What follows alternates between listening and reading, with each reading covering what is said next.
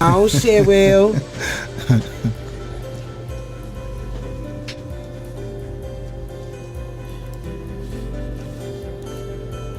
Good evening, y'all. Good evening, kings, queens, peasants, and in-betweens. It is your girl, Kapri, Monique, the voice of the people, and you have just stepped in. Thank y'all so much for stepping on in to No Gray Area right here on the Love Network DC.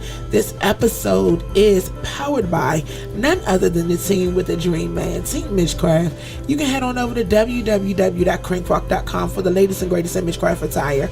Or you can meet us in store, 9244 East Hampton Drive, Capitol Heights, Maryland. We're open Wednesday through Sunday. We open at 12 o'clock every day. But on Wednesdays and Thursdays, we close at 7. Friday and Saturday, we close at 8. Sunday, we close at 6. But come on through, get you something cranking to wear here, there, and everywhere, man. You never know you're going to run into in store. Just like, it was just an amazing whole situation out front on the day that we're closed.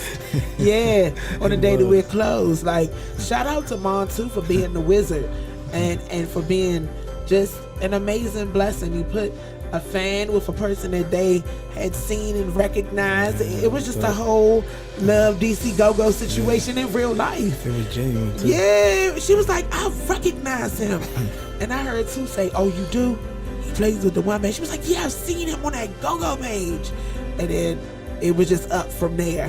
So it was a beautiful thing to see and witness.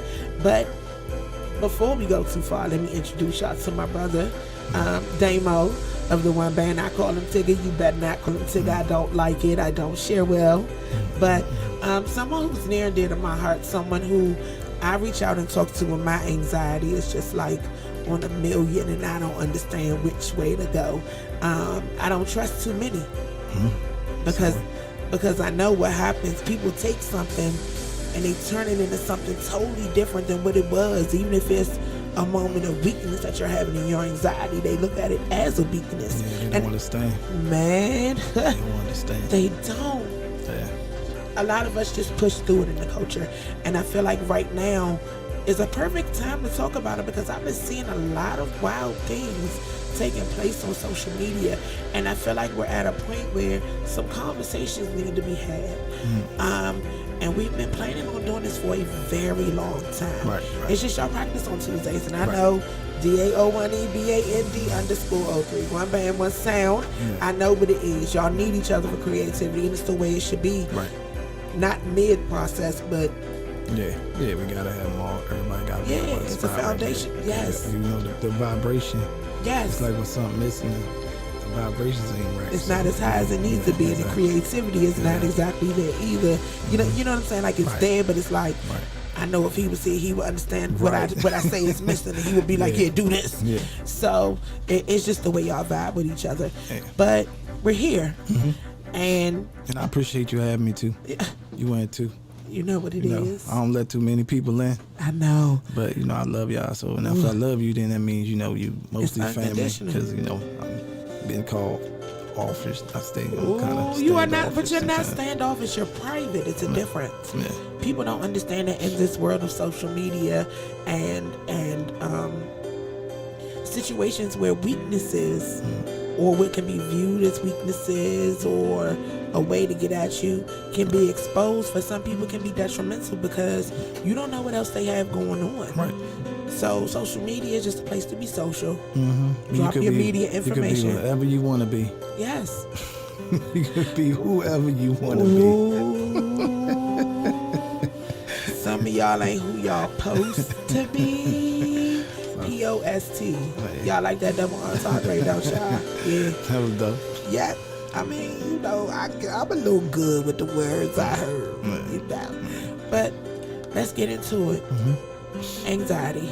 Yeah. All right, so prior to that, what even puts you in a position to get into this culture, knowing it's a performance culture and you're gonna have to deal with other people? Well, when I was 8 years old, I seen Djzay at I lived around Valley Avenue. So what is that mall down there? That shopping center, Eastover. And I was like 8 years old, and my uncle took me down there, and I seen Djzay when they was kids, and I was like, damn, I want to do that. Didn't know how I was gonna do it. But it was gonna get done. It was gonna get done some way. So I was working at the pool. I worked living around Berkshire, Foldsville. Matter of fact, shout out all my people from the Ville. Shout my people out. So shout out to the Ville. So I was working at the pool. My buddy was in the band, and he said, "Hey man, don't you want to just come with me?" I said, "Okay, when I get off, I'll go with you." I went to practice. This was Under Pressure. This was my first band. A lot of people came out of there. We got a lot of styles out there. The Clevelands, yes, Trey. yeah. A whole lot of us came out of there. A whole lot of us came out of there. I've been doing my little research on that. You good? Look at you over here. I was ready. Look at you over here. She ready. So I had just went, and the band was doing something, and the Congo player's name was Snoop, but you can find me, he's DJ Cadillac, he's a DJ. So yeah, he's still doing music too. So he told me, "Hey man, just get up there and do something." Just do something. I went up there and did something and got into the band by accident. By accident. So you get into the band by accident, you're excited, like, yes, I'm in the band. I said I wanted to do this, I'm in the band. And then that first anxiety attack hits. Yeah. Hey, mine is real bad. Like, I suffer from anxiety and depression. So, like, I go through it. Like, people don't know. Like, you made my alter ego up. I did. Okay? So, Damo is the guy that's sitting here right now. Right. But Tig is the guy on the stage. That performs. So, whenever you see me outside of that, that's where the anxiety and the depression be at. You know what I mean? It be real dark sometimes. So that's when I reach out to you, Breeze, you know, my best friend, shout out to her. You know, I got a team of people that can bring me out of that, but I mean, it gets heavy. It gets heavy. I mean, the first time I had an anxiety attack, I thought I was having a heart attack because I got a real sharp pain in my chest. So I go to the doctor, what's going on with me? Oh, it's anxiety. I didn't know what that was. Because it's not something that we spoke about very often in our culture. Yeah, you good. It's not something we spoke about. We had spoken about very often in our culture. Right. We were taught that those are butterflies. You just nervous, you scared, and a lot of other things. So a lot of us grew up through it because our parents, like, counseling wasn't something that was like... Yeah, not in the black family. No. That's what's wrong with our people now. We don't want to go get no help. Right. We think we're getting shunned, especially like black men. Like, oh, you're weak. You went to go talk to somebody. No, you got to go and do that. Like, the help is right there. You just got to want to go get it for yourself because, I mean, when my mother died, I went crazy. Yeah, we was about that. I went crazy. I don't even, that one right there, because it's like, that's your number one fan. Yeah. That's the one who pushes you, who drives you, Right. So it's like, you have a conversation with her, you're home with her. It's a show going on, getting ready to go on. Yep. Her words. You need to go up there with them boys. She was in the hospital at the time. And we had to show up Aqua because we play it every Saturday night. So she looked at the clock and she was like, "It's about to be like 11 o'clock. What you doing? You need to get down there, them boys need you." I said, "No, Mom, I'm staying here with you." This was the night before the night before my mother had passed the next day. Right. But I stayed there with her. And I'm a fixer. But this situation I couldn't fix. And I was mad at God. But I couldn't blame that because he needed her. Right. You know what I mean? And I didn't have nobody else to talk to no more. I don't have that. You know what I mean? Like, and that's my problem. You know what I mean? That's my problem. A real big part of my problem is that I don't have that. So I rely on the music to keep me going because I have music on all the time. It's the only thing that soothes me. Right. You know what I mean? I have to have it on. I don't care what I'm doing. I gotta have it on. But I mean, I had my mother, one of the hardest things ever. It changed me. It changed me. And the worst part about it is when she died, instead of me going to a counselor, I jumped into that bottle. And I'm thinking that bottle is going to help me. In the midst of already having anxiety and depression, and you're not in a place where you have a handle on it. Right. A major tragedy happens, and you turn to the one thing they tell you to never turn to. Right. But the only thing about it is, You could jump into that bottle if you want to. You gonna feel good for now. Yeah. But you gonna go to sleep and you gonna wake up and you gonna still feel that same pain. And what you gonna do? Pick that bottle back up? You're gonna pick it back up again. It's gonna get worse and worse and worse. And that's what I was doing. And then somebody seen it and say, look, man, you need to go get some help. And usually people be like, nah, ain't nothing wrong with me. I went and got some help. And I did that for a long time. And it helped me, you know, through this situation. Like, I'm not gonna say I'm always over it, because you never get over losing your parent. You don't. You just learn to live with it. So that's what I've been doing. You know, Sunday wasn't a good day for me, you know, but I get through it. I get through it. Like, I miss my mother a lot. Like, I miss her to death. That was my #1 fan. Like, she didn't care before she even passed. She told me, boy, don't you let nobody take your music from me. Because guess what? I didn't give you your voice. God did. She said, you go out there and you share with everybody. I don't care what you do, don't let. That's the one thing she said, don't let nobody take your music from you. I've been doing this forever. And I'm gonna keep on doing it. I don't care about the accolades. I don't care about none of that. I have a gift and I'm sharing it with people, and that's it. And as long as you sweat and you have a good time, I've done my job. And you not only share it with fans, you share it with other band members, other people that you know within the culture that suffer through the same things you suffer through. You share with them as well. So it's a different type of energy. It's like through your healing, you're helping to heal others. And you're learning how to get a good rein and footing on it. But on those days when it's bad and you have to perform, like, let's talk coping. How does it work? Because you know energy transfers. So whatever is on that microphone is a transferred energy. And you have a whole crowd that's captivated by a voice. That's when I have to put that mask on and put that tail in that towel in my pocket, and that's when I turn in the ticket. Because right now, I gotta be like Batman. I mean Superman. I gotta jump in there and perform for these people, because at the end of the day, they don't need to worry about what I got going on. Okay, first of all, these people they spent their money. They had to go get babysitters. They had to go get a fit, and they just had to get there. And gas ain't cheap. So you gotta give them a show. You know, that's your job. So for that moment right there, I have to turn the switch on. And when I'm on that stage for that 2 hours, I'm free from the world. I'm at peace. But when Mike does this, it's over. I gotta go back to that world. And figure it out. You know what I mean? And that's when it, you know what I mean? And I don't say anything to people. I just be quiet. So sometimes I suffer by myself. You know what I mean? And that's not a good thing. And I'm trying to work on that, because I've been hurt by people too many times. So that's why I don't try to get close to people. You know, I'd rather talk to my kid. He's 7-year-old, because he gonna tell me all the truth. He just gonna be real with me. Grown up, they keep it 50. You know what I mean? Sometimes they keep it 20, but you know, I love too hard. And if I love you and you hurt me, then I turn to another thing. Like, you know, and it's happened to me over and over again, because I got a big heart and I love on people's heart. You have a healing soul. So healing souls attract broken ones.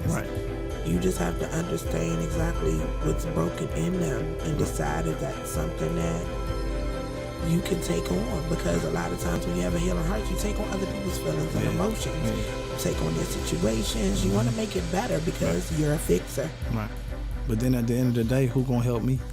I know. You know what I mean? Who gonna help me? I mean, no. I think the hardest part is when you suffer in silence, it's like you're suffering alone. But when you suffer out loud, it's like you're a crybaby. But I don't care.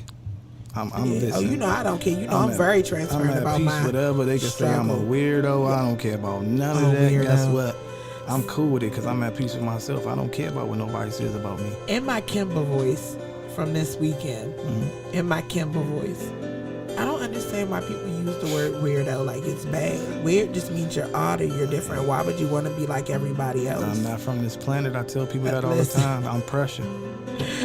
Oh, where's wifey at? I know she like, yes. I mean, so I'm not from this planet, so I'm just put here to look over these humans so they don't hurt themselves. So I don't even worry about none of that. I'm cool. So being that you are a big homie in the band. You have a leadership role, a strong leadership role. How do you work through that with your anxiety? Because it's like a switch. It's like a switch. I know when to turn it on and when to turn it off, and I know how to deal with people in certain ways. You know, you got a lot of people and a lot of egos, so you got to know how to deal with people. You have to be a people's person. If you're gonna be in this right here, you have to be able to deal with people. That E word. So for me, I've learned how to put people on time limits. Right. I know I can deal with this person for 10 minutes. I can deal with this person for 30 minutes. This person get that right there. Sometimes I can walk into a room. I'm an energy person. So I can feel the energy not right. Maybe they're not feeling good. Maybe not for me to talk to them right now. You know what I mean? So that's the type of person I am. So that's how I learn how to deal with people. I just put people in time limits. And that's how I deal with people.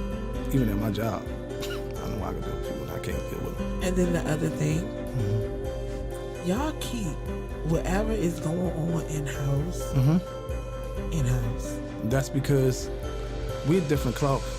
You gotta understand, most of us lived around Southeast from the big homies. This is what we was taught. We don't need nobody to know our business. You be wanting to know, and then some people be mad, and then they tell their opinion of us. Guess what? Somebody else's opinion ain't my goddamn business. Period. So I don't really care about it. You know what I mean? But as far as us, we just so tight knit, and we from that cloth that we keep everything in house. We talk about it. Yeah, it ain't always, rainbows and stars and all that. I mean, hey, we go at it. But at the end of the day, we love each other. And I've been in some bands. I've never been in a band like this and seen how close knit they was, because when my mother died, if it wasn't for these people right here, I would have lost my mind, man. I would have lost my mind. But I appreciate everybody in there. We go through our stuff, but we always come back together. You know what I mean? We always do. Y'all seen that, Him and this mic, he's having the struggle of a lifetime. Because I don't use little mics. He's messy. You hear this too? I'm cool, man. I'm cool. I got it though. But to speak on that, like, really, I wanna say thank you to you guys, you and Montu, because basically he put people in a situation that they was gonna actually talk or they wasn't gonna, so it was forced to do that. You know what I mean? God just say, listen, there you go. And and we did what we did. And I'm so happy that my brother is back. I'm so happy my brother is back. I'm happy he's back with y'all too. My brother is back. But at the end of the day, people was thinking they knew what was going on. They didn't know what the hell was going on. You know what I mean? Man, that was not rehearsed, for the record. It was not. It was the crank gods at work. Yeah, it was. And I know that was a tough time for y'all, just the separation, because like I spoke on, y'all are a unit, a complete unit. Y'all honestly can reach out, rely on one another to go through anything. So it was like, it was multiple things. Hard to say, like, it was multiple things. It was a tough transition because Mike had stepped away. Then it was that, and it's like, we had to go through that. You know what I mean? We had to go through that just to know that we was able to stand on our own too, with them or without them. But at the same time, if my brother's going through something, I don't care about this music. Period. I just worry about how's your mental doing. Period. So if he wasn't where he's supposed to be mentally, then damn this music. We got it. Take your time. When you ready. Get yourself together. When you ready, come on back. What type of advice did you give him to help him through it? Because I know that because for him, stress was just building, and it was a way of life for him. It was building. So I know you could see it coming, being that you deal with anxiety. I know you were looking like. So what did you do to help him through it? I called him every day, and I talked to him about it. Just had a conversation. Let's have a conversation. I just want to know what's on your mind, right? And what's going on, and if you want to get some help, right? I did it. Go get some. But I just was so worried about his mental, because I knew he wasn't where he was at. I could just tell. I've been around him long enough. Mike ain't always just quiet all the time. All the time. I could see his body language. I could tell when I go on rehearsal or something and somebody ain't not feeling right. You know what I mean? Like, you become a part of them. You know, I got 2 brothers, but I'm more close to these dudes than I am to both my brothers. You know what I mean? So, you know, my brother was going through it. I gave him some advice. I called him every day. I wasn't telling him, hey, man, you need to come back. No, don't kick. Damn this music. And it just so happened, hey, he said, I'm feeling better. We said, okay, well, let's see. You know, and that happened, and people wouldn't even thinking we was going to get to the final round, but hey, you know how we get in. Listen. You had to be there, man. That's it. March Mayhem, you had to be there. It was no reason you weren't there. It was no reason you missed any of it. It was a crankathon. It just was a crankathon. So, yeah, he comes back, and it is March Mayhem time. Right. How does that anxiety work? Because that was... It's to the ceiling. It's like I had to, you know, I meditate in my car before I even go into the venue. Yes. So I meditate first, then I have to have that towel. Like, I'm gonna give y'all a little jewel that people don't know. That towel that I have in my pocket, it is not for wiping my face. That towel is for my throat after I get off stage, but mostly it's like the little boy on the Peanuts. It's a comfort thing for me. His name Linus. Yeah, I have to have that thing in my pocket. We played at Lounge 66 one time. I didn't have in my pocket. My anxiety went to the roof. Smiles and them went to the kitchen, said, hey, look, we gotta get him a towel to put in his pocket. But it's something become a coping mechanism with my anxiety. And it's okay. Like, I mean, I've seen people have... But going through that in skits and you seeing who you playing and you don't know what they gonna bring out, and you know you gotta do this right. It was no plan. You had to get down. Like, so anxiety was on 3,000. Right. Like, I'm talking on 3,000. For me, I know it was because I'm performing. And I know for you. Oh God. It was crazy. It was a situation where it's no clear win, regardless of which way you go. No.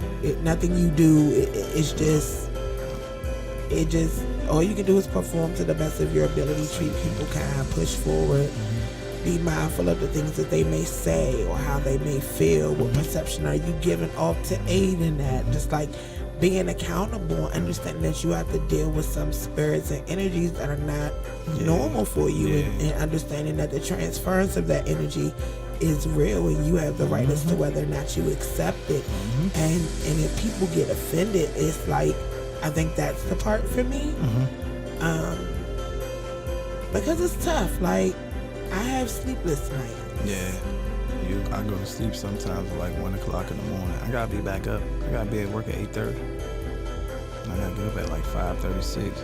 Drop the kids off and then go to work and do it all over again. Then go to rehearsal. Then play on the weekend. It never stops. Like, have you ever went to sleep and woke up still sleepy? You know why? Your anxiety does this. I know mine does this though. I go to sleep, my mind's still going. It's still going. So when I get up, I'm like, damn, I'm still tired. But people don't understand people like us. But at the same time, we can come together and get through it together. You know what I mean?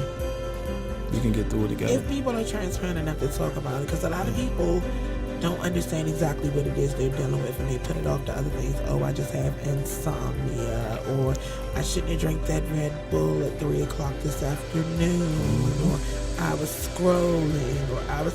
No, like... Yeah, it's tough. Yeah. It's tough, man. We fight every day. It's always a fight with it. Multiple every fights. day. Because I know me, I don't like the feel of I feel like I'm being rushed every time. I feel like I'm being rushed every time. I feel like I'm being rushed every day. I don't like that feeling. And you know, I hate that. Like I'm always early. I was running late getting here. So you could just think what I was going through just to get here. You know what I mean? Like, mine is that. Like I said, the sleep. Does it affect the appetite? Kinda. It kinda does, because I be hungry as a mug and I get that food and I taste it and I put it away and I put it in the refrigerator and I take it to work the next day. Yeah, you be You done. know what I mean? You worn out. Yeah, it's draining. It's a battle, man. It's a battle, man. Like, whoever don't have it, listen. Thank God you don't have it, especially the way that we have it. It's a battle, man. Like, Those manic days are the ones. Yeah. When they get to the dark times, Those like, are the man, ones. that is the worst. Like, I'm not gonna lie. I got so dark one time, I was ready to leave here 3 times. But then I thought about it, I said, that'd be some selfish stuff to do to people. But where are you leaving to go? Yeah, because I think mine comes from losing a lot of people. You know, my best friend got killed. My other friend kills herself. My grandmother dies. 2 weeks later, my mom dies. So I'm just losing people. And I'm just... So how do you flip your mindset on that? Because I've learned that with my anxiety, a lot of it is because of the way I perceive things, the way I look at things, the way I hold on to things. Mm-hmm. So I've learned that, like, one of my favorite aunts passed last week. And sorry to hear that too. Man, people have no idea. So I was telling Sue earlier, they're burying her on my birthday. Which is the views expressed by Kapri Monique. But it's just like, so my birthday this year is spent mourning. Like, I don't, it's like, do you choose this or that? And is it disrespectful? But at this point in life, like, would it be deemed disrespectful if you've loved this person the right way the whole time that they were alive? Like, is it deemed disrespectful? Like, it puts you in that trick bag, because now you gotta choose. Because I got stuff I already had planned out for my birthday. Like, it's my birthday. It's the one day I get a year. Like, I sacrifice everything every other day for everybody else. It's just that one day I just want to do these things for myself. They're already paid for. Like, I just want to do these things. And now it's like, got it. Make a choice. The choice was already made before I made the choice. The choice was already made. I'm just... Yeah, I get it, though. I get it. Like, definitely it's hard, like, you know, losing all those people. And then, for me, like, when I was young, I was an extrovert. So I had a lot of people around me, right? Had a lot of people. This was just when I was younger. But then that opened up the door for envy. Because all the people I had around me, kind of find out they wasn't... So you really were a pack animal like I was. At once. Yeah. Once I got older, now I'm an introvert. I can be around 2 people and I'm good. So were you truly ever an extrovert, or were you an introvert with extrovert tendencies? Because I felt like my family pushed me to be an extrovert. Extrovert, they push you. No, I mean, for me, I always had, like, I lived around, so I had nothing but, I've always had a lot of people around me, like, all the time. Like, I had a crew of people around me all the time. And then once I got older, and I started getting hurt by people and just learning how humans work, I'm like, you know what? It's that part right there. Yeah, let me just go ahead and just stick to 2 people. You know what I mean? That's when I became that. And that's where I think people get upset with me, because they're like, oh, he's standoffish. No, I just don't, your energy ain't with the energy that ours don't vibe together. You know what I mean? So I'm not even going to do that. You know, if I don't feel you, the energy ain't right, walk back out the door. But my thing is, for most people that pass judgment, why not just attempt to have a conversation so you can have a better understanding as opposed to passing judgment? Like, I feel like that's a form of another mental illness, but I'm more.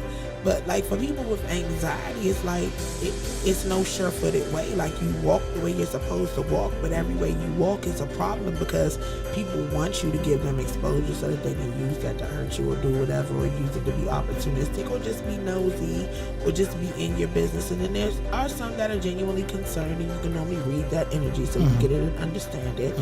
But then it's a situation where if I give you all that, if I give you all that power, then I'm making myself vulnerable, and I've been hurt before. And you understand that I've been hurt before. So if you hurt me, then my perspective would have changed. Yeah. The rest of your life with me and you. We can be around each other.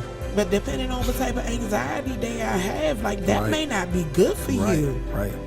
Because people just think it's just sharp pains. It's different. They don't understand different symptoms to anxiety. Like, seriously, like, they just think, oh, it's rocking and all. No, it's different. It's different ones. You know, somebody got it right now, been doing it, but like, damn, I didn't even know that. You suffer from it. It's okay. This right here. Yeah. rubbing your knees. Yep, rocking your legs. You know what I mean? All that. Yeah, that's symptoms. It's not nervous energy. That's your anxiety. Yeah, that's that's stuff your that you need to work through. And it goes high sometimes. Like, man, I got to do push-ups and awkward. I got to run in the bathroom, do push-ups. I got the towel in my pocket. You know, I'm just trying to just stay busy. And that's what I try to do, stay busy. Because if I let it consume me, it's going to get dark. I ain't trying to go back in that corner no more. That's not a fun place to be. You know, but I did find out that, you know, when I went to the doctor and they told me I had it, they said, well, this doctor tried to give me Xanax. I'm like, man, I don't take drugs. So how does this first visit go? You go in. I go in, he checks me out, and there's nothing wrong with me. He's like, everything's okay. You're regular. Like, it can't be. You're regular, sir. Something's wrong. I can feel it. He's like, no, you have anxiety, very high anxiety. And that's just what it was. And when we talked, he asked me how I felt, and it was a chart. And he went through that chart, went through the thing, and just turned it over. Boom. You have anxiety. And I was like, at first, like, what the hell? I'm normal. But I'm not normal. And then I'm not understanding that it's more people that suffer from it. So I'm not alone by myself, but a lot of people don't want to talk about it. They think it's going to make them seem weak. I don't care. Because right now, this talk I'm having, somebody else is going through it right now. And guess what? You ain't alone. I got it too. If you need to and you going through it, you can come through my IG page, King_BTYB, better than your boyfriend. You can come to my than your boyfriend. Don't encourage that. My Facebook page, Damo Johnson. And if you feeling bad or something, jump in my DM. Hey, if I got kind words for you, I got them for you, because you're not going through this by yourself. I go through it too. And people think just because they see me on stage and I'm shaking that tambourine and I'm doing all that right there, guess what? I had to put the ticker mask on. It's a part of life. Because I'm going to have to go back to Damo. It's a part of life. Yep. So we're working on preparing for big shows. Because I know your creative hours are late hours. I know that your anxiety gets high the closer you get to bigger shows or to events that you guys have really been working on, putting in work for. Give somebody some tips on how to prepare for those things. Well, for me, sometimes my anxiety helps me write songs. Because if I'm in a certain mood, then I know I can write that type of song. If I'm in a sad mood, I can write that one. Sometimes it can just put me in a place and I write better sometimes with it. So it's like a gift and a curse. You know what I mean? So I would just say take your time. Do these breathing exercises. Always breathe. Never overthink things, you know. And it's so hard to tell a person with anxiety not to overthink. I get because it. you give me anxiety telling me not to overthink. Just telling you that now you. Yeah, now I'm stressed out. You're stressed out now, and I get it, but I go through it. So I know if I got a big show, I just gotta prepare the right way. And like I said, I don't overthink anything. I don't do too much. You know what I mean? But I take it one day at a time. That's what I do. That's all I can do. There is no cure for this. You have to find a way to deal with it your own way. Facts. Because I can tell you how I deal with mine, but that might not work for you. You know? So, yeah. It's tough, man. It's a tough thing to have. So. It is extremely tough. And then just thinking of raising kids. Like, I was trying to explain to my son my anxiety. My son had his first real situation where he faced racism through one of his friends. Young Hispanic family. They were throwing racial slurs, and my son didn't know what they were. He came home and he was saying them to me, and I'm like, you know what they're saying is? Do you know what they're saying to you? And he like, no. So I'm like, okay. Pick up a phone, call a homegirl I work with, like, hey, I know I'm not tripping, this is what they're calling my son, this is what they're saying. She's like, oh, that's a racial slur, they basically call him a nigga, that's just what it is. So, of course, as Mama Bear, I gotta go fight this battle because you played with my son, but it's as a mom, from that moment forward, every time he walked out of my door, until he got home, I was restless. My anxiety was on high. one. I was praying. Like, I had a tracker on his phone. Like, it was bad because it's like, I'm here to protect as a parent. Right.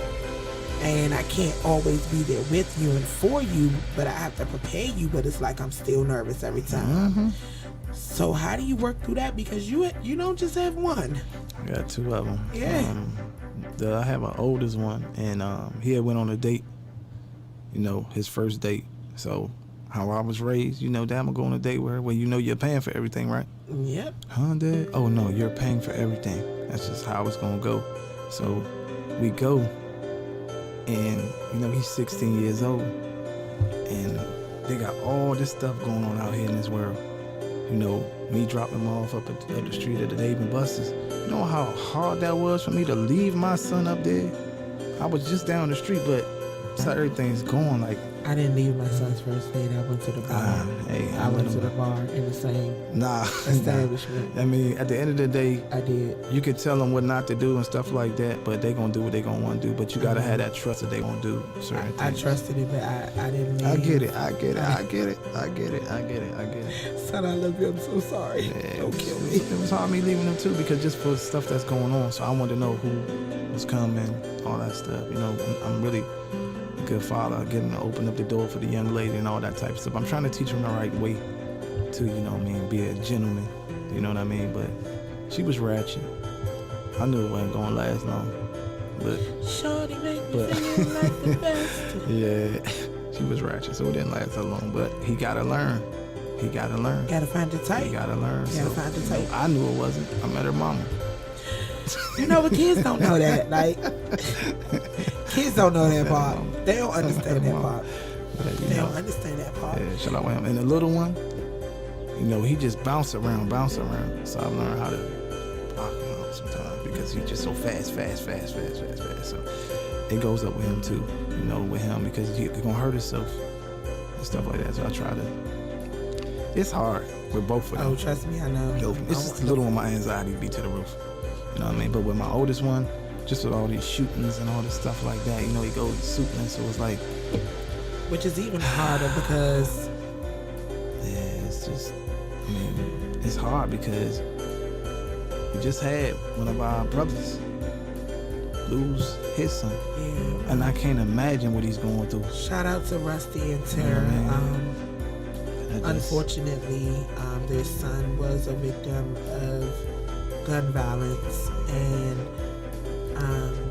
our prayers, our love, strength, whatever we can do to help goes out to Rusty and Tara. Dynamite young man, a scholar, definitely an athlete. Yes. And it's like, it makes me mad. It kind of makes me mad because why you leave these other busters out here? Why'd you take him? You know what I mean? Well, we all know God has his own time. I get it. And that's the thing. I think that's one of the other things that has helped me to get a little bit better with my anxiety, because I'm one of those people who, I see it, I want it, I need it, like I'm going hard for it. And I understand the work has to be done. Like, regardless of how you feel, I don't give a fuck how great you are at whatever you do. Work has to be done. That work has to be done in order for you to get anything. It's not going to just fall in your lap. You got to prepare to set yourself up for success. And I've learned that grinding through it isn't always the best way. Praying through it isn't enough. So you have to find your happy medium in between and still work and serve along the way. But it took a long time for me to get it, because it was like my anxiety would drive me to work. Because you're just trying to keep your mind busy. Yeah, I don't want to think about that. That's all you was doing. I don't want to think about that. I don't want to think about that. You ain't want to let your mind idle because you knew it was going to go crazy. So you just try to stay busy. I was going to lose it. It's just like the jumping in the bottle thing I told you. It's gonna keep it away from you for a while. As soon as you wake up the next day, it's gonna be right back there again. Yeah, like I became such a workaholic. Like, it got bad. Like, even before we got on the air, you gonna say, "I bet your phone ain't never fully charged." I'm like, no, I don't. Nah. Can't stop moving. One of the hardest working phones in Go-Go. I'm like, oh. You'll never stop working. don't never stop working. I do. Yeah. So I have put myself in a situation right now dealing with this injury and other things going on. I put myself in a situation where I do mental health Mondays. Mondays are my days to sit down and reflect on everything that I can. Have my replay conversations, find where I need to be accountable, what I need to word better, whether I need to speak on it or not, whether I need to respond or not, react or not, gauge what I did, how I responded, how the person reacted, like all of those things. Because it's easier for me to function through it that way. Because if I come to you to say, hey, you made me feel this way, I have to understand what in me made me feel the way that I felt. It's a part of accountability, and I've even gotten comfortable enough to say, this conversation isn't comfortable for me right now, because sometimes I'm not in the right headspace to fully express the way I would like to express. It might come out the wrong way. Or it may not come out at all. And that's the problem when it gets dangerous, because you're going to hold it inside, and that's dangerous. You got to get it out. Just like with me, just like before I got here, I was smudging. I want that up off of me. Like, I need that off of me. I need that good energy in here, so I want that away from me. You know what I mean? So you got to be able to release it. What is your release, though? Drawing, cooking, blinging things out, sleeping, writing,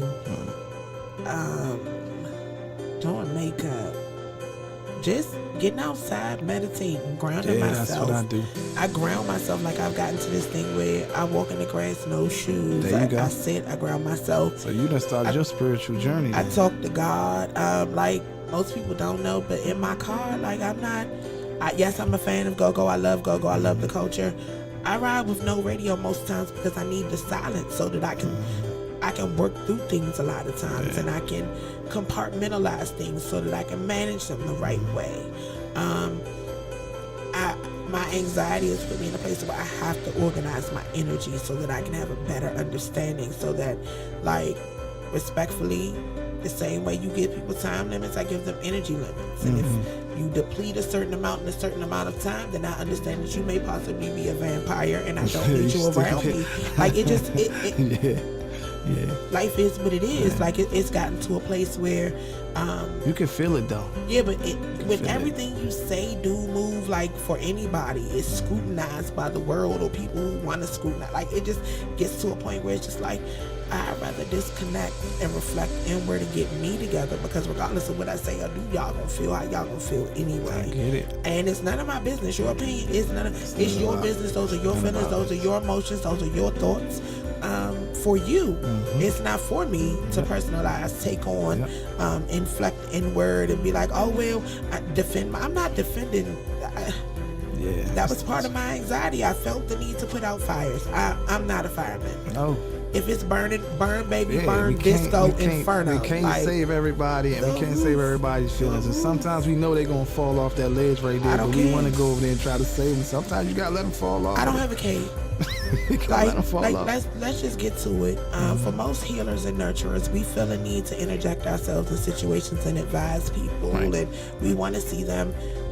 And then when they do the opposite, we're disappointed, we're hurt, we're depressed for them. But now it's just like, y'all are grown as shit. These are not my issues. Those are your issues. Get your tissue. Figure you either gonna blow your nose or you gonna wipe your ass. But you gonna have to figure out what you need to do in your situation. But then they say, oh, you gotta be real with them. And then when you real with somebody, then they get offended by it. But let's talk about real, because real is still like, real is relative to one's perception. Right. So my perception of real and your perception of real may not be the same thing, because if you're used to yes men or yes women, you don't understand what reality is. Listen, let me tell you something. This is what I don't like. If you call me and you say, man, this, that, and other going on, and it's fucked up, this and that, most people will say, oh, it's gonna be okay. That's not what we need to be doing. I'm not gonna do that. You know what I'm gonna say? Hey, look, this shit is fucked up for real, and we need to figure out how to fix this.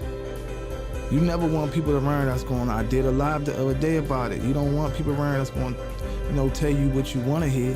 You need people that's going to tell you what you need to hear. And I can take that.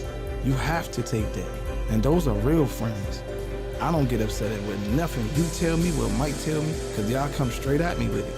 I can't be mad at because you love me. You know what I'm saying? And you're not gonna tell me nothing wrong, so I can't be a crash dummy out here. I don't want to set you up, and I think that's another thing that a lot of people don't understand. For a lot of us, our affiliations, even if it's considered just family, friends, it makes it a lot different when people make decisions and people look towards you for those decisions, and that's a whole nother set of anxiety that you have to take on. I got 2 friends beefing, and people want me to pick sides. I wasn't raised that way. I love you, and I'm not going to pick no sides over here. I'm not going to do that. I'm never that type of person. I don't switch ever. You know that personally. But why are we picking sides? Like, what side is it to pick? Why can't it be a situation where they both are accountable for some things that have been done wrong, and they need to figure out how to work it out? Because as friends, you can't always fix situations for other people. You can't. You don't want to step in. Sometimes you gotta let that be. You're not God. Yeah, you gotta let that be. A lot of people are not working through anxiety. They are working through accountability and responsibility issues. And their lack thereof has put them in a situation where it feels like anxiety, but no, you got to reflect inward and figure out, what are you doing wrong? Right. Sometimes it's not everybody around you. Sometimes it's you. And if it's said by more than 3 people, most times, bro, it's mostly you. Most probably is you. So how do you take the ownership on for that and move forward is the next question. How would one? Especially one with anxiety, because we always feel like it's never enough. It's never enough. Never enough. I don't care what you do. It's never enough. Nobody's ever going to be satisfied. You're going to keep on trying, and you ain't doing nothing but killing yourself. Slowly. Yeah, and you don't even know that's because you're a nurturer. And you like to help people, and you can't. We kill ourselves because we care so much. And that's what's making our anxiety go to the roof. So how do you help people work through that? Because it's multiple levels you have to work through. You have to work through the energy portion. Energy first. Okay. I'm an energy person. Your energy gotta be at the right place. Sometimes if it's not, then guess what? I'm gonna leave them be. Right. I'm gonna leave them be. I'm not even gonna try to help them. You know what I mean? If I don't do nothing negative, and I stay away from negative people, so I don't help negative people, because I can say, "Oh man, it's nice today." Is it? You know what I mean? Like, I think that is so stupid. What is that about? You know what I mean? Like, you woke up today, so you should be happy, but I don't do nothing with negative people. So if your vibe's not on the right, I can't help them. Whenever they're ready for me to help them, then I'll go over there. I got a person going through it now. And right now, he's in an ugly place. I can't help him. His mind not right. So when he get off of that, then I can start trying to help him. What happened? Is everybody phone? Somebody phone over here. Can you hit that phone?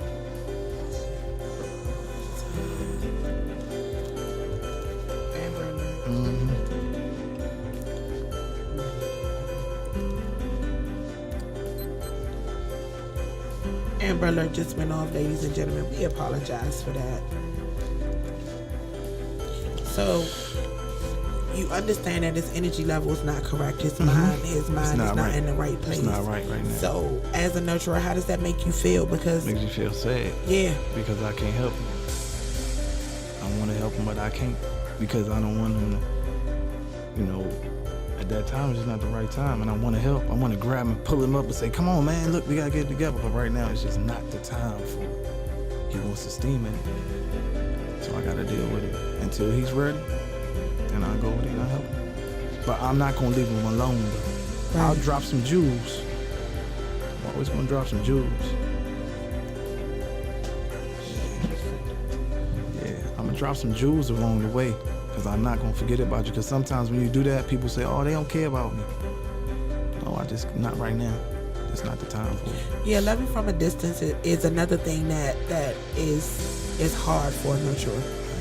Because you can see sometimes your friends setting themselves up, or your loved ones setting themselves up for a situation that's not a good one. So how do you protect and deflect? Sometimes I've learned, I gotta let them go through it. Well, all times. I gotta let them go through it. God puts them in that situation for a reason. Let them go through that right there. But it was hard for me to get to that point, because guess what? if I do that now, my feelings is involved. Right. My feelings is involved. And as hard as I want to go help them, I just gotta leave it be. And I learn to do that, because if I don't, I'm gonna start killing me. Because I care more than you care. Facts. And that part is that part for me. Yeah. It's that part. Yeah, when I care more than you care, and it ain't even my situation. But no, it's hard, man, having this anxiety, man. It can go up at any time. When I'm leaving here and I gotta go to rehearsal, it's gonna be on 3,000. Let me tell you something. Side of the road, 2-hour breakdown. I just turned the car off and just let it go. Yeah. Because it was like, I couldn't drive through it. I couldn't get to where I was going. I couldn't focus. I actually forgot where I was going. I didn't put it in the GPS. I'm flustered now.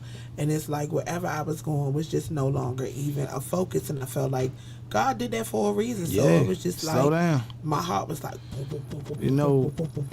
pretty like, for a person with anxiety, like, I meditate.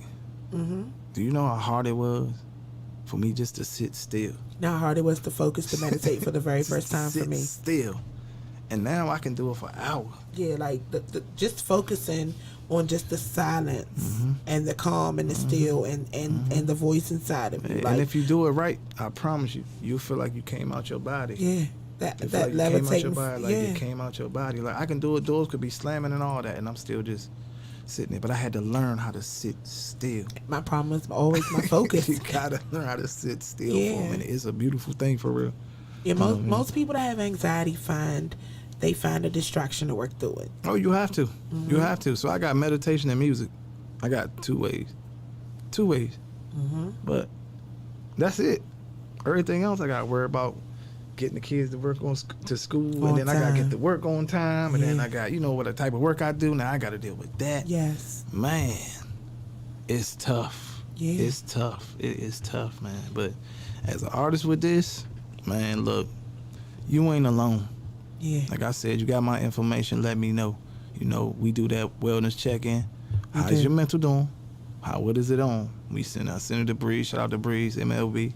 Send it to my brother. What is yours on? But, you wouldn't know that he had it. Right. If I didn't tell nobody nothing, y'all would know that I had it. But somebody got to speak up for this. I ducked that wreck for so long, and people just thought I was standoffish. Oh, why that bitch face frowned up all the time? Yeah, I get that too. Why she come in and go in a corner somewhere? I get it too. She thinks she too good. Why they that? Yeah. It's not that. I'm dealing with something inside me that has nothing to do with you. It's none of your business. And at the end of the day, your vibe ain't right, so I really just don't want to be over there with y'all. No. So that's just how I do it. That energy ain't right, so I'm not going to go over there and put that in there. That ain't sorry, but I'm not sorry. Facts. I'm not sorry. So that's just how I am. So if I don't do it to everybody. I just don't get close to people anymore. I like my circle small. See, here we go. You and this mic. I'm just going to hold it in my hand. This mic. You and this mic. I'm just going to hold it in my hand. Yeah, I'm going to hold it just like this. You good. I'm going to hold it just like this. But yeah, it's tough having it. You just got to go through it the best way you can do. Go get some help. They have therapists all over the place. Just go and get the help that you need. But, and it's not an embarrassing place to be. No. It's not a bad place to go. You are not less than. Please protect your mental. You have to. Your mental, your mental is attached to your physical. Yeah. It's attached to your emotional, your spiritual. All of those things are intertwined into one, which is your being. You have to take care of all parts of it. Yeah, and if you're feeling bad, say something. If you're feeling bad, say something, because suicide rate is crazy for us. We keep too much in, and I went through that with my friend. It's okay to not be okay, but it's just not okay to stay that way. You gotta say something, but I was there. I know how it feels, but it's selfish though. I can't be mad at the decision that a person made. That was their choice to be with God. Well, I don't think they're going there, but that's what they say. That's your belief. Yeah, I don't know. Whatever they worked out between them and their comfort. Yeah, right. Yeah. That's that. But if you're feeling bad, say something about it. You don't have to be, and I'm just talking to the brothers out there, like seriously, like, you don't have to be the hardest dude out here. Like, it's okay to cry. It's all right. You know what I mean? Like, if you feel bad, you feel bad. Say something. Let's not get to the point where it's too late. You know what I mean? Let's not do that. So we need to talk with each other. We need to talk with each other. You say you feeling bad, like, you know how we doing my band. Hey, man, I love you, fool. Because nothing is promised. Yeah. Nothing is promised. Super facts. So we gotta make sure hey man, look, bro, I love you, fool, go. You know how we do with us. So I mean, you know, but just dealing with this anxiety, I'm gonna take it on. I'm gonna embrace it, but I'm not gonna let it run me. I'm gonna run it. But it was for me at one time. It's brand new. You gotta get a hold of it. Oh, I did. You get a hold of it. Once I was transparent about what it really was, because for a very long time I chalked it up to being something else, because that's the way we're conditioned. Yep. And once I was like, it's not that. It's this. You up there, your eye winking. You don't know why your eye winking like that. Keep on jumping because you're stressed out. Yeah, and it's also, I don't understand why this, or I don't understand why that, and internalizing everything at one point in time. It was just like, some things you just gotta let go. Yeah, some things are not my business. Just gotta let go, man. You gotta let go. You gotta let it That's be. fine. You already know they're gonna cool. come. You got that one friend that got them problems. You just gotta let it go in one ear and go out the other one.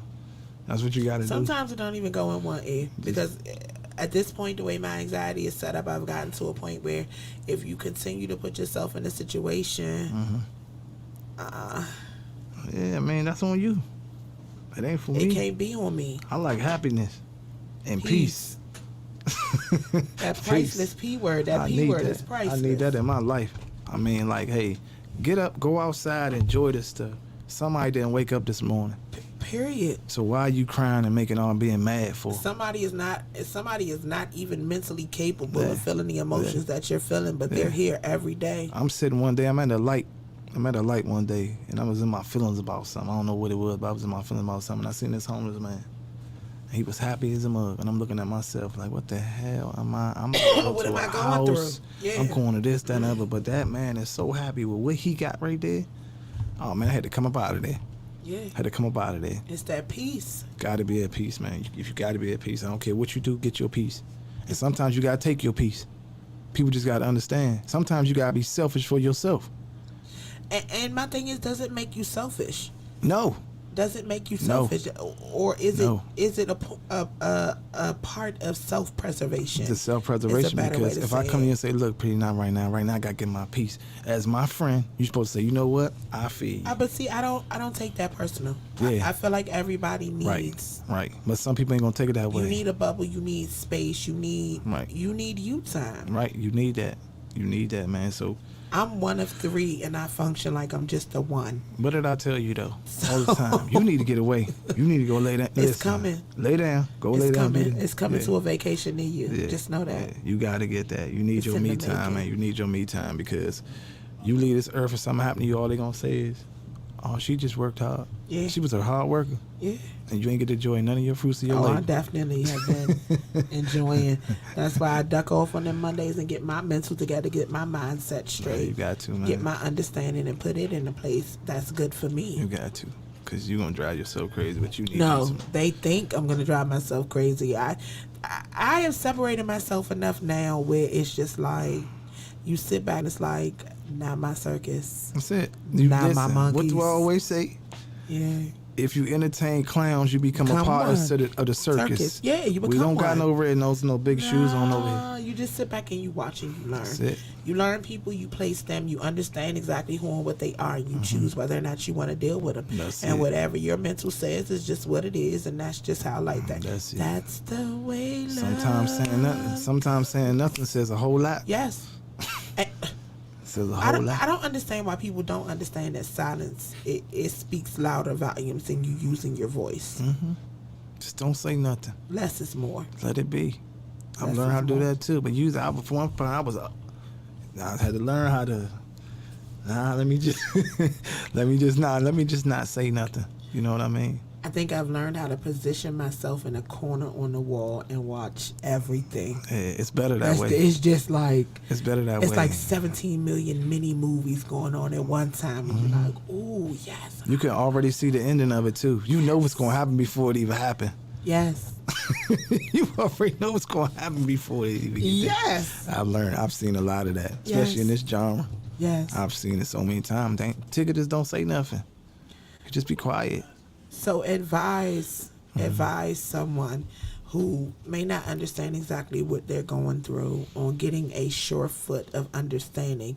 And what you have is what you have is something that's trying to run you and keep you down.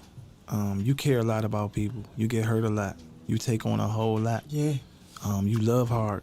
Yes. You are an awesome person, but you don't think you're enough for everybody. You're more than enough. You're more than enough, but in your mind, you don't think you are. And you just have to just grab a hold of this anxiety. You're not by yourself. You are a great person. You don't have to help everybody. You do not. You need time for yourself. Take it. It's all right. If you need me, call me. Hit me up. That's all I got to say. There's nothing wrong with you. I got it too. Life happens. I got it too. Life happens. It doesn't make you a failure. It doesn't make you less of a person. My anxiety, I say it all the time. I've learned to make it my superpower. You have to. I'm thankful for it. You have to. It's got me. It slowed me down to make me a better thinker, which is absolutely amazing. Like I told you, I'm a better writer. Yeah. I use it to the fullest. Yeah. You see that energy I'm on stage when I turn the ticker? That's when I turn the anxiety off. That's when I turn it off. Now I get to release because I'm free for 2 hours. I'm free for 2 hours. It's just that coming down. I know I got to go back and take the mask off. Now I got to go back out here and put my boxing gloves on because it's coming back. So it's hard, and I go through it every day. But I think I'm good, and I think I got it under control to a certain point. So, I mean, anybody, like I said before, just embrace it. Ain't nothing wrong with you. You need a better understanding of it. That's it. Because you have to master it. It can't master you. That's why I don't know if y'all have noticed, but I've been putting posts up lately like I'm mastering me. Mm-hmm. I'm mastering me. Like I've gotten to a comfort zone where it's not overwhelming anymore. Right. Like I know it's coming. I can feel, and it's just like, all right. Let me go ahead and curb this feeling that's about to come. But I knew it was coming a week ago when I got my first warning, but I still tried to push through because that's what we do. Try to. But that joint is a beast. Listen. It's a beast. That sits you on your ass, yes. It's like, you go from being so happy, then you go to this. It's like, why do I feel like this? Yes, it's not just the off day, baby. It's you just shifted your energy in the wrong direction, and you got to redirect it and fix it. Anything can trigger it too. Like anything can trigger it. Like you can watch a sad movie and there you got put in that sad little part right there. Anything sad can put you there. So I've been transparent with my friends, and it's crazy because like the more I've gotten my anxiety under control and the more I've gotten in touch and understand it, the more sensitive I've gotten to like movies and stuff and like certain conversations. Like before I could watch a gory movie, now it's just like, oh my God, why are you doing this to this human being? Why are you hurting this person? Like, why are you doing this? But then it's the other things that are touching because I can understand the sentiment and emotion that it was written with. So it's just Yeah. It's weird. And guess what? That person that wrote that movie has anxiety. They have anxiety. I know. I recognize them. I can feel it in the script. I can feel it. I can feel it. They all have it because at the end of the day, they got a time. They got a date. They got to meet up to. So just think about it. You got to be on. You writing. On. Yeah. Get in that green room. Get that creativity started. Just like Saturday Night Live. Those green rooms. But I think those rooms stay forever. But I think most of us that have it, we're very talented. I think we are very talented. Once we discover what it is that we're good at. Right. Once we discover and fall in love with something, because to work through anxiety with any type of talent that puts you in a place where you're in front of or dealing with people has to be something that you are in love and have an extreme passion for. Right. Or you just have to be an addict of it. Yeah. It works either way. Yeah, you have to. Like, I love my music. It's just, like I said, I always listen to David Ruffin and all them and all that stuff. That's all we played in our house back then. Yes. And then I seen that first time I got to see JY Eastover. I said, I don't know. I seen Pratt. I was a little kid. I said, I want to do Oh, that. it was that light skin power. Yeah. So you heard him? I said. You heard who we saw? I said, light I want to skin, do that. light skin friend. I said, I want to do that. I didn't know how I was going to do it, and here I am doing this now. Shout out to Gene Pratt. Thank you for bringing in your fellow light skin friend. He is now a part of the culture. Man, that's a big homie right there. Yes. That's a big homie right there. Yes. I seen that when I seen KC, Bruce Bailey. Blew my mind. Blew my mind, man. I love what I do. I love what I do, man. It wouldn't, listen, I like other music, but it's nothing like go-go because for the simple fact, it's not the same every night. It's not. It's a different energy. It's not, and you have to be there to You gotta be there. it, You gotta be there. But the neck knows though. The neck knows. I don't give who playing. You close your eyes and that congos and that drums right there. Oh, the neck knows. The neck gonna move. It's gonna move. Yeah, it's the head bobbing effect. It do something to you. You can't hold it. It do something to you. It's magical for real. It is. And guess what? I get to do this as my job. I get paid to party. You definitely do. You get I paid, get paid to party. to party. And I get to do what I love. Entertain the people. The first thing I love entertaining people. And that's what brings me joy, seeing everybody else's faces. You know, people they come to me and say, "Man, you real underrated singers." I don't care about accolades. I really don't. Was you happy? Did you have a good performance? Did you have fun? That's it. That's it. Yeah. And when they learn the words to my music, And they my sing it God. back. And they sing it. I know y'all God. get excited. Man. I see how your face light up. I Listen. see how it look. Zay like, Listen. yeah. I see how y'all face light up. Phony people come on, ain't even got to sing the When song. you go from one person in there singing to everybody singing it to you, Yeah. you know you're making an impact. But that was an anxiety point too when I wrote that too though. That was one too. I had wrote that a while ago and we needed something in that song and I was feeling some type of way. I had first got with this girl and I just got through a breakup. Here we go. So that's when you hear Shorty make me feel like the bestest. She make me feel like F all my exes. You see what I'm saying? Now you understand the song. So I was going through something at that time. Yeah, that's how that was there. Thank Shout you, out anxiety. to you, Shorty, and anxiety. Thank you, anxiety. Shout out to y'all. Yeah, yeah. So yeah, that's One of how my it's happening. faves from the one band. Yeah. Speaking of them, DAO1EBAND_03 on all social media platforms. How can they find you, brother? You can find us at. She just gave us the IG already. I And mean, we got listen. the one band on Facebook. What else? We got a whole lot of stuff going on. You can Y'all go to. do. We got a whole lot of stuff going on. Where can they find your music at on social Our media music, you can go to Spotify. You can go to YouTube. Apple Music. Just put the one band in. You can find our music there. DAO1EBAND. Indeed. That's how you spell it. Hey, look, we gonna get you to do a drop with that, and we just gonna use that on our album. That's what we gonna do, because I'm just saying. when you said it, when we got to the final round, you were so happy. I was. I cried. You were so happy. I cried like a whole punk. You know, we Live don't. on the air. You know, at the end of the day, we never expect to win nothing. Like, you know what I mean? Because it's just who we are. We do this because we love it. You know what I mean? Like you seen from the WGNs. Hey, we didn't win nothing. We was there. We loved it. But in my Montu voice, Montu, who was the biggest winner of the WGNs? No, they operated like they already won. That was it. Yeah. Y'all got there early. Y'all made sure everything was good. Y'all y'all had a great time. Oh, we had a Like ball, y'all were man. engaged. We had a ball, man. It was just the level of professionalism that came with y'all even then as individuals. Just to be put in a conversation or put in that type of atmosphere, you got to be grateful for it. It's a blessing for all parties You have involved, to and be that's the grateful part that most people don't get. Seeing the brotherhood, seeing Yeah, the growth, I love it. it's just a beautiful thing. I met so many people, especially with this March Mayhem thing right here. I met so many beautiful people, man. I got to see some people that I haven't got to see. Like, I don't get to go out because when they gigging, You're I'm gigging. gigging. So now I can actually sit here on here and enjoy that. Man, I seen Pam Ward up in there. Yes, you did.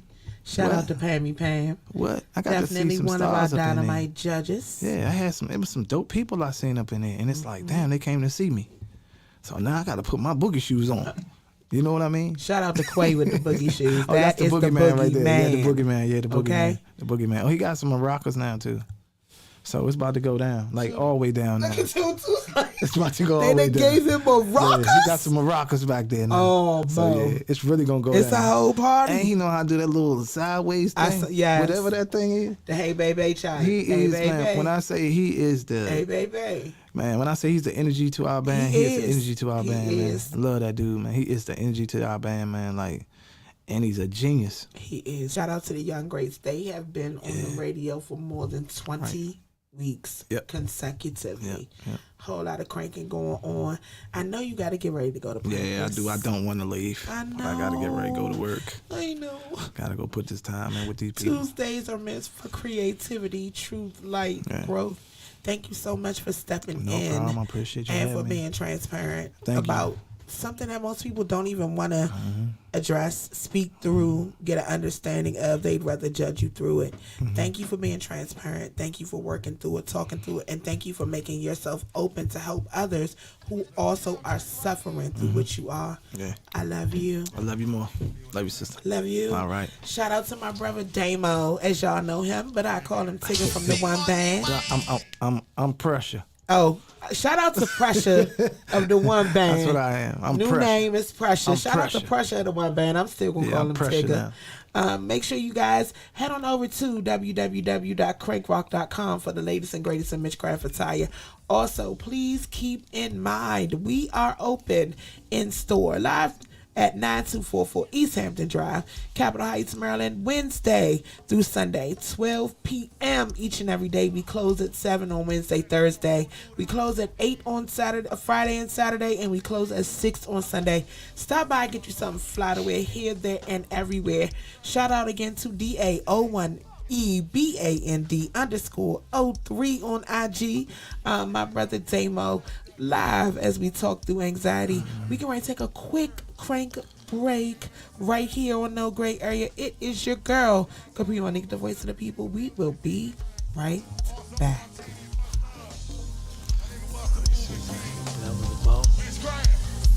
Oh, crank break.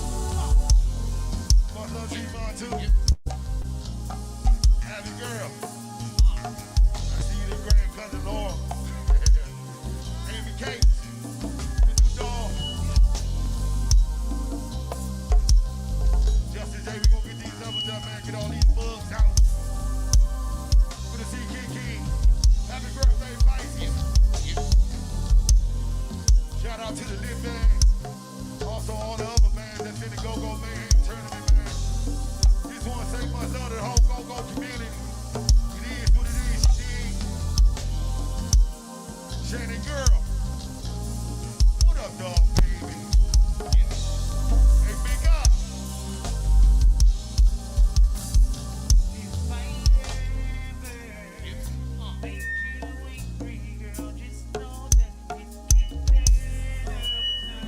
We just sound check the beat.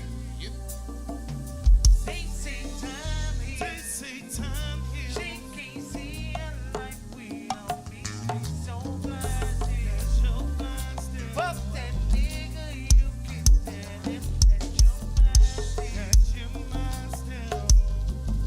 And she don't wanna go to sleep. She ain't free. Take the front line out, Joe. On the city, ain't free. Hey, now we see we can get blessed.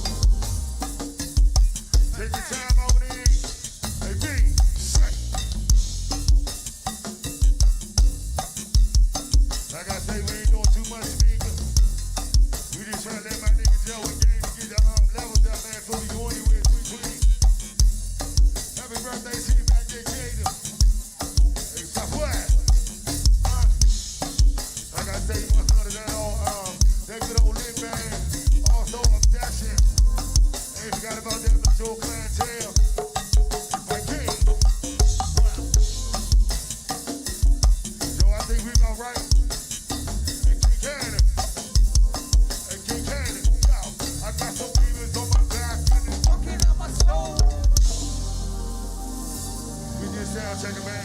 Hey, Candy, it's on you, Candy.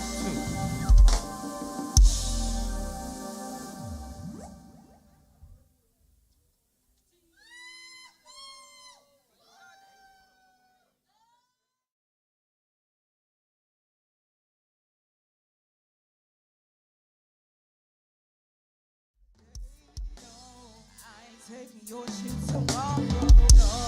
You can do it my way, so I ain't singing up with that, bitch, I am so done with that. Yeah, train. Fuck y'all.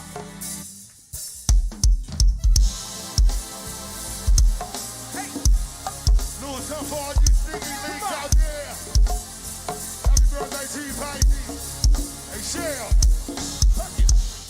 This right here, the good time of the one-man man. Try to let go, get this keyboard tightened up. Hey, Quan. Hey, come on. Just trying to work this thing out, y'all. Doing time for all my ladies in the building. Hey, King. I ain't forgot about you, Miss Stacy. I see my nigga Rocky and checked in. What's up to you back in, man? Hey, come on. I ain't forgot about you, man. Rocky girl. O'Shea. O'Shea. Ain't forgot about my Abby girl, man. What's up to you, Choctaw? I think they about ready, Ronnie girl. Okay. I got some feelings that yo, I brought me to yo. Hey, yeah, it is, baby. Look what your minds of imagination can know, yo. Makes you true, your sleep, yeah, you do, baby. So let me give me all of your emotions, ride it like a plane on my back, you can hold it. Life is but a dream, can't you manifest it, don't have to walk up and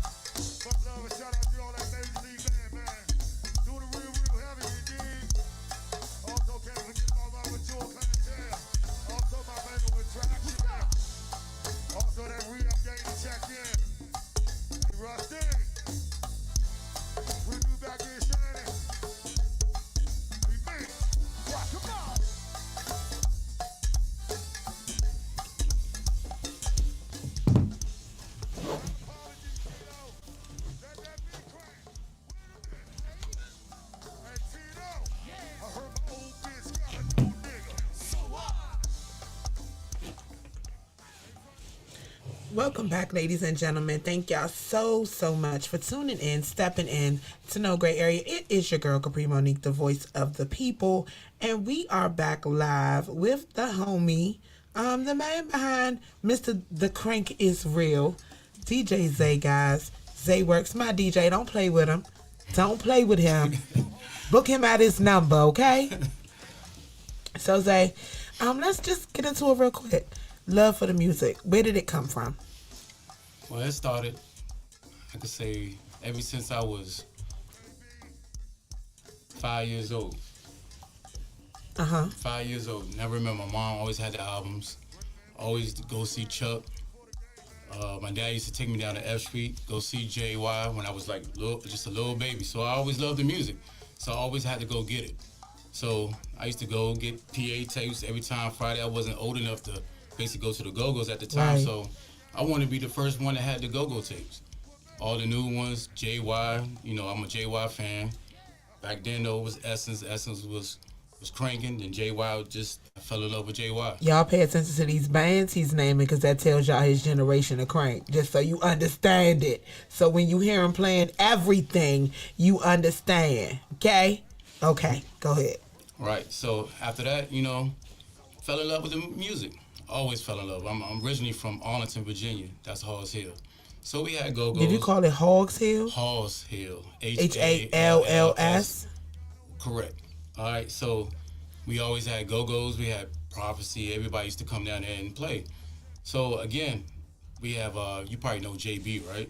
Yes. JB, grew up with JB. JB Okay. is from Halls Hill. There's a lot of people that you probably don't know is from Halls Hill that's in the Go-Go community. Oh, okay. Tricky They out Hogs there. Hill. Correct. Okay. So you fall in love, you're here.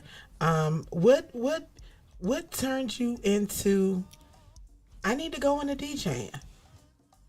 DJing. Always wanted to do it. I always wanted to be a DJ. I always practice. Basically, you know, growing up, didn't have the money for the equipment. Right. So I just practiced here and there. You know, my mama's turntables, you know, the ones with the belt on it.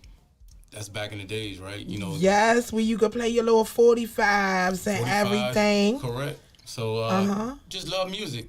So basically never really got really into it during high school and stuff like that. So I basically joined the military. Okay. So in the military, I listened to a different cultures of music, basically, but I always brought my go-go with me. So everywhere I go, it could be Texas, it could be anywhere. They're gonna know if they see me, I'm gonna be playing go-go. Right. So basically still got into, you know, little DJing here, little DJing there. Had 2 deployments, went to Iraq twice, you know, still love my music, play my, you know, everything. Right. So I came back about, you know, the time for me to retire. Retired, I started DJing in Petersburg. So I did a little stuff here, stuff there, and I just fell into it. So basically I taught myself how to do it. So to me, I think it's the air of the music, and you gotta know different cultures. So how do you do your loops? How do you do your rundowns? How do you know how to do your mixes? Because there's some DJs that don't mix. Right. So how do you teach yourself that? Is YouTube your university? Is it just the love for the culture? What is it, Zay? Like, come on. Welcome to No Gray Area. Let's get it. I'm gonna be honest with you.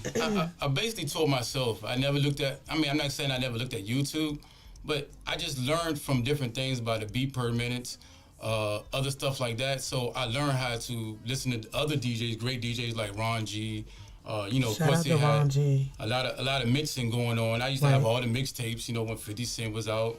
So I listened to a lot of music, and even in Atlanta, they had a bunch of, you know, that was when crunk was real popular. So a lot of DJs were. I just try to take different things from different DJs, but I try to put in my own mix. So we fall in love. We teach ourselves. Have you ever stopped being a student? No, I always learn. I can go see different DJs now and learn from them.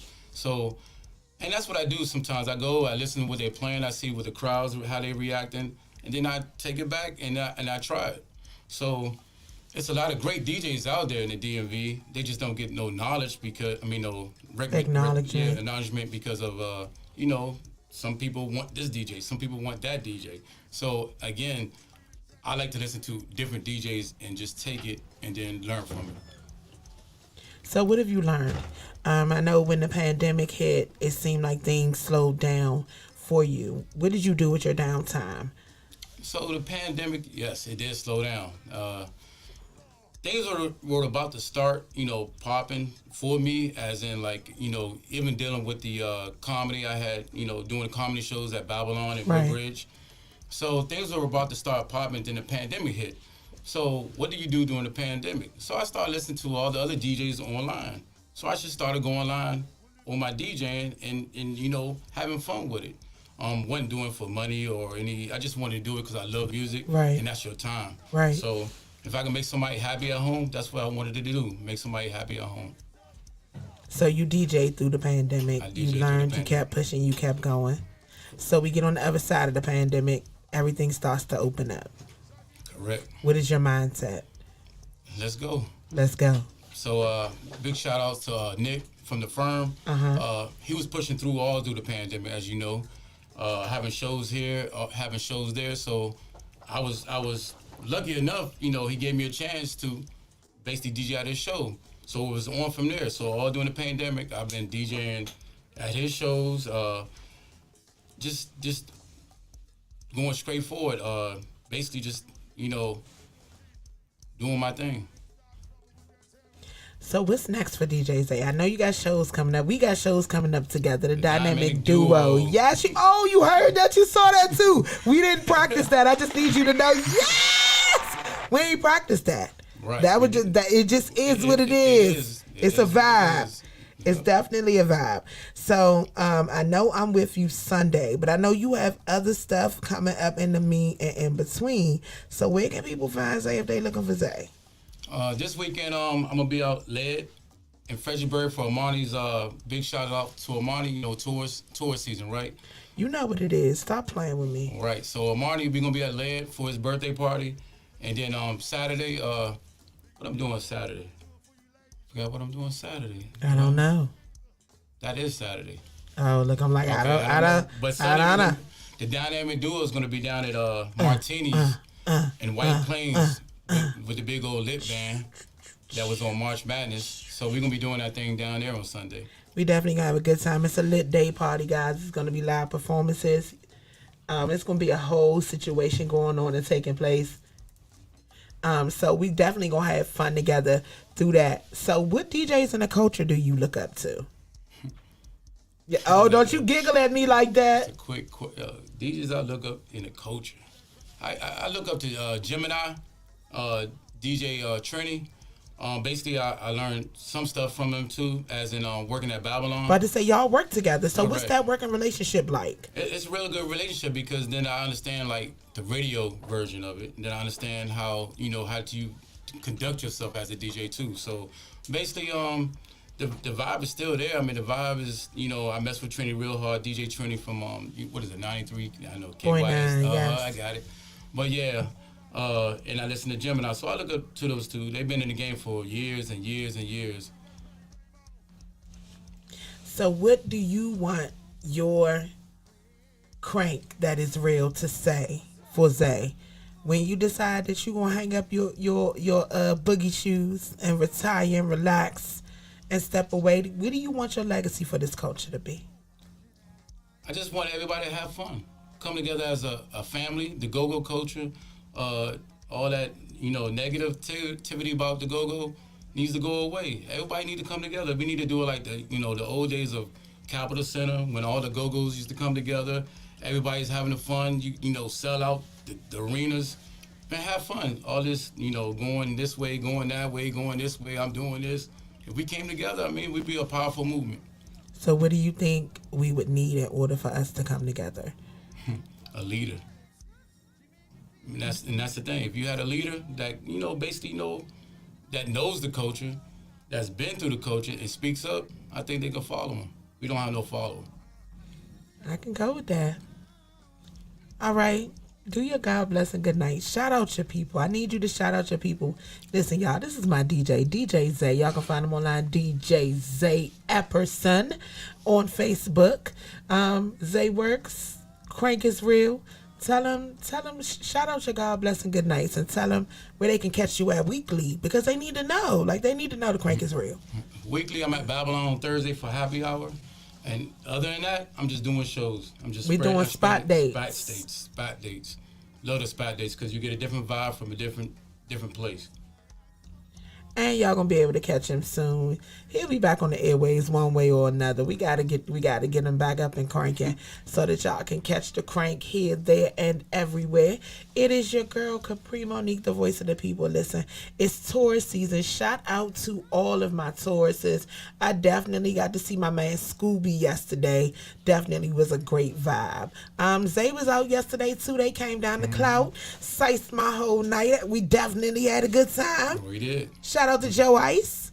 We definitely had a good time at Clout last night, RNS, featuring Steve Roy. Shout out to all the tourists that came to celebrate. Shalita, Ebony, Jay, Cree Marie.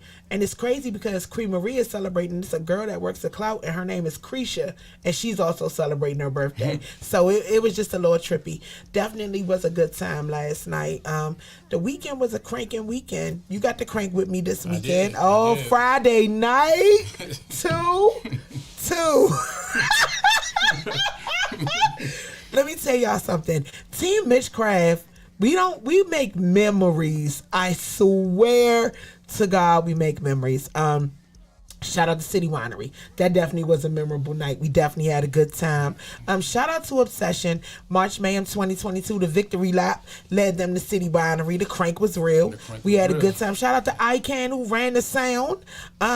We definitely had a good time. They got to do their victory lap with their trophy. They got to perform. And then me and Zay, as we're dashing out, all I hear is hood rat, hoochie mama. So the turnaround happens on the ramp, and we up there losing our mind like we in the Ibex on the balcony. I'm losing it. But we head on out and we head on down to Fast Eddie's. Yep. Kimba and Two are still in the building. They got to break down. They got to unload. They got to get it to the car. They got to reload.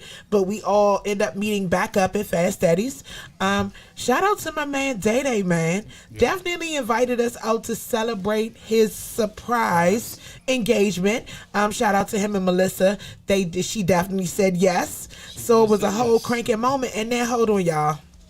Let me turn this way because I got to say this because I haven't said this in a long time. Y'all hear me? Essence, if that was a preview of what y'all getting ready to give these people this weekend, baby, cranking.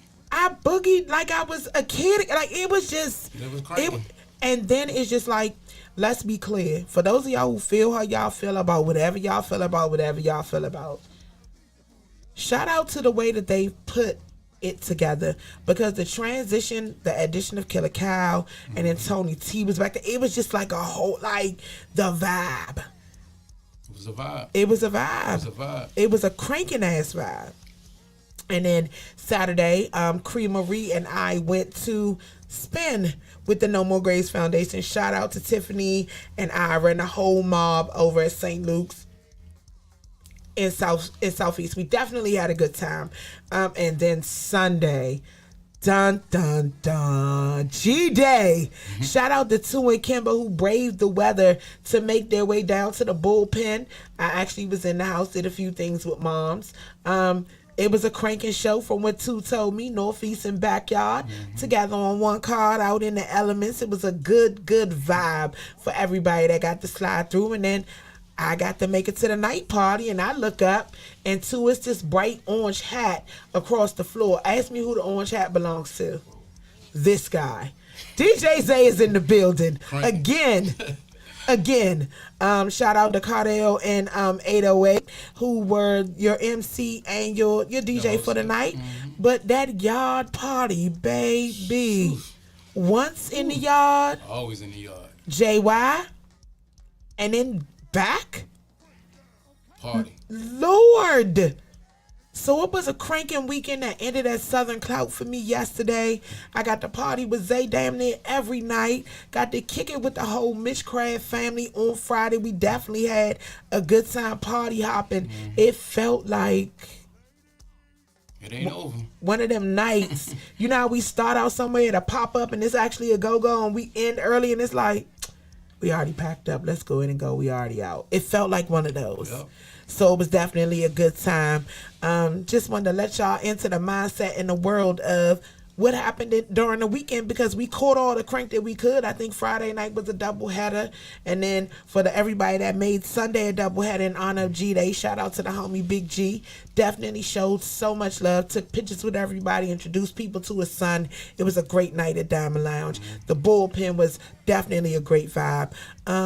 Yeah, so that was my weekend in crank, and then it begins again. Y'all know it's the birthday week, so y'all head on over to my page to catch the up-and-coming flyers and events. And if you need something fly to wear, you already know, shameless plug, 9244 East Hampton Drive, Capitol Heights, Maryland, Suites 201.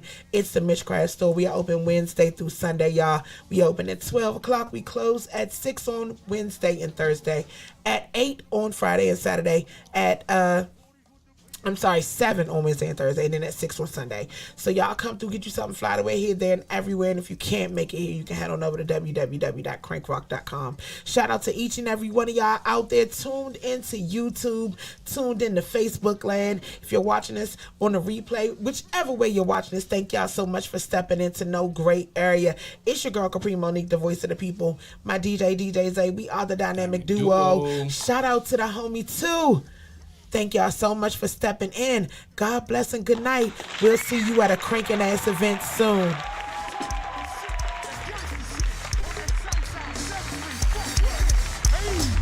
Ride with the border, nigga came through with the slaughter. Stop with the hat, the Florida. I'm talking A-Job, Quavo, with the touches in the dope bar. These on the 40s with the big scoot up. Roll with your whole crew. Easy. Roll with your whole crew. You know that. In the bridges with them killers in the car. These on the 40s with the big scoot up. Roll with your whole crew. Let's do it on the south side. They singing big chips with they new slips. Motion picture game, bitch. I got full clips. If you want it, we gon' slide on you. Full flip. Shout out the VA, full drip. I see Dusty in the block with the full clip. Matter Pony, Thug Light, full grip. Shout out the rapper dude. I swear I love my dude. Yeah, but what they talk about, and I know that dude. J-A-R-E, represent. We gon' get it how we get it. Leave them bitches wet. The bitches love it when I talk that gangster shit. I'm on that Thug Light, Pony Boy, say shit. Yeah, come here, let me ace it. You looking good, baby girl, let me ace it. Big size, pretty tall, you know what it do. This Mr. King, baby girl, I'll follow you. You heard? Bitches with them killers. You heard? No boy. 30s on the 40s with the big. No toy. Roll with your whole crew. Hey, Roll with their whole crew. Know this homie, so we sliding with them. 30s on the 40s with the big. Roll with his whole crew. We don't let that big crank out, man. Hey, B-Shot. Yeah. I bought a broke nigga with no money. Say so. Hey, B-Time. Yeah. I bought a broke nigga with no money. Really, really say so. Run for my game. Yeah. I bought a broke bitch with no money. Really, really say so. By the law. Yeah. I bought a broke bitch with no money. Really, really say so. But let's see. Party mode. Let's get the point. Hold on. Gonna turn.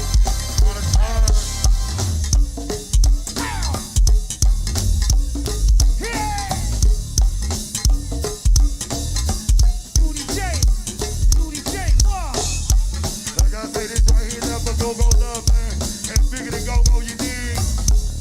Much love to all my O&E stars and family that dejected this evening. Yeah. Talk, I ain't forgot about you, baby. You and O'Shea, what it do, big? Sweet Robin, check in. Rest in peace to my 99, my chocolate dog, man. Hey, May man. What it be, May man? Try to get Tito a little bit back in, Joe.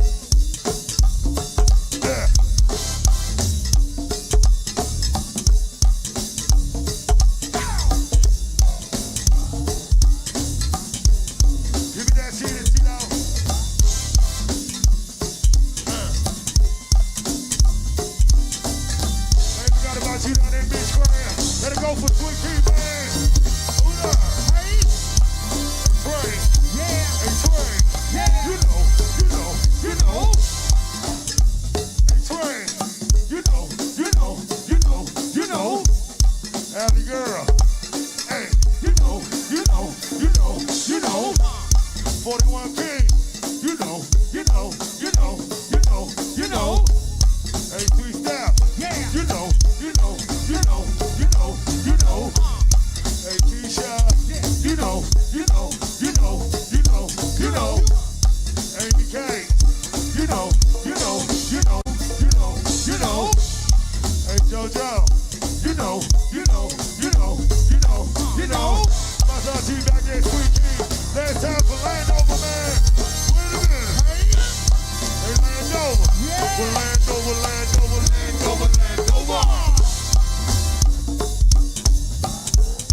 Bust out of my nigga Djzay, man. Come on. Also, my nigga Quick get checked down. Also, Cargo Pooh, man. Hey, Pooh, just to let you know, man, definitely buy that speed skit. But that motherfucker still shit you got going on, gang. Whole lot of crate over there. Hey, Telly. Ain't forgot about my nigga Telly, man. All that good old fashioned band. What it do back there, Stacy?